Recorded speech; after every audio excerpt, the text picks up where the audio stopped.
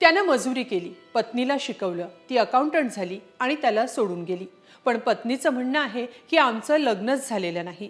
थोडं फिल्मी वाटतंय, पण हे घडलंय झाशीमध्ये। पतीची साथ मिळाल्यानं पत्नीनं शिक्षण पूर्ण केलं। पतीची साथ असल्यानं पत्नीचं स्वप्न पूर्ण झालं। अशा बातम्या आपण नेहमी ऐकतो, पण झाशीमध्ये पत्नी शिकावी म्हणून राबणाऱ्या पतीलाच पत्नी सोडून गेल्याची घटना घडली आहे। नीरज विश्वकर्मा या तरुणासोबत हे घडलंय। 5 वर्षांपूर्वी झाशीच्या सत्यम कॉलनीत राहणाऱ्या रिचा सोनी हिला नीरज त्याच्या एका मित्राच्या घरी भेटला। त्यानंतर रिचा आणि नीरज या दोघांनी मंदिरात जाऊन लग्न केलं। सुखी संसार सुरू झाला। रिचानं त्याच्याजवळ पुढे शिकण्याची इच्छा बोलून दाखवली। रिचाला शिक्षण मिळावं म्हणून त्यानं कंबर कसली। मजुरीचं काम करत जे पैसे मिळतील त्यात त्यानं रिचाचं शिक्षण पूर्ण केलं। रिचाची आता अकाउंटंट म्हणून निवड झाली आहे, पण रिचा नीरजला सोडून निघून गेली आहे। ती आजवर घरी आलेली नाही। पत्नीला शोधण्यासाठी नीरजनं खूप प्रयत्न केलेत। नीरज अधिकाऱ्यांपासून ते पोलिसांपर्यंत गेला, पण त्याला त्याची पत्नी सापडली नाही। याच दरम्यान त्याला पत्नी जिल्हाधिकारी कार्यालयात येणार असल्याचं समजलं। त्याचं कारण तिला तिथं नियुक्तीपत्र मिळणार होतं। नीरजनं थेट जिल्हाधिकारी कार्यालय गाठलं, पण तिथं त्याला ती भेटली नाही।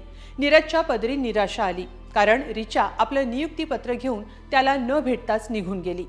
आता या प्रकरणात या दोन्ही पती पत्नींचं म्हणणं वेगवेगळं आहे। रिचाच्या म्हणण्यानुसार त्या दोघांचं लग्नच झालेलं नाही, आपली बदनामी करण्याचा हा डाव आहे असं रिचा सोनी हिचं म्हणणं आहे। तर नीरजनं मात्र पत्नीसाठी आपण काय काय केलं हे सांगत व्यथा मांडली आहे। नीरजचं म्हणणं आहे की मी 18 जानेवारीपासून त्रस्त आहे। माझी पत्नी रिचा सोनी जी आता अकाउंटंट झाली आहे ती मला सोडून गेली आहे। मी माझ्या पत्नीसाठी सगळीकडे फिरलोय। जेव्हा हे मला कळलं तेव्हा तिला शोधण्यासाठी मी जिल्हाधिकारी कार्यालयात गेलो। रिचाला शिकवण्यासाठी मला खूप अडचणींचा सामना करावा लागलाय। मी कार्पेंटर आहे, वाटेल ते काम केलं। रोज 400 ते 500 रुपये मिळायचे। तिच्या शिक्षणासाठी कर्ज देखील घेतलं, पण आज ती म्हणते की आमचं लग्नच झालेलं नाही। माझ्याकडे लग्नाचे फोटो आणि सर्टिफिकेट आहेत, ते खोटं आहेत का असं नीरज म्हणतो। फेब्रुवारी 2022 मध्ये ओरछा इथं आमचं लग्न झालं असं नीरज विश्वकर्मा या तरुणाचं म्हणणं आहे। तर रिचानं हे सगळं फेटाळलंय।